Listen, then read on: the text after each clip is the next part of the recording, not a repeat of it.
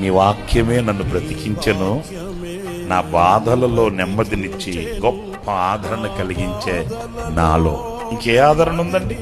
కొండలాంటి మనుషులున్నా, కోట లాంటి వ్యక్తులున్నా ఎవ్వరు ఇవ్వలేని ఆదరణ వాక్యాదరణ.